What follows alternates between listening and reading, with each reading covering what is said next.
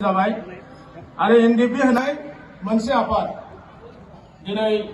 जोंनि बर' हारियाव गैलिया बिथांमोना जोंबायदि साधारन मानसि जाबाय आरो बिथांमोना दिनै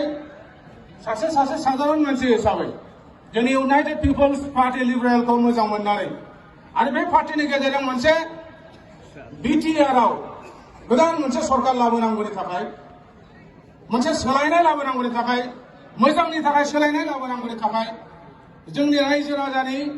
मोनसे सरकार लाबोनांगौनि थाखाय बिथांमोना दिनै जोंनि इउनाइटेड पिपल्स पार्टी लिबारेलाव दिनै हाबफैदों। बिथांमोनखौ जोङो जोंनि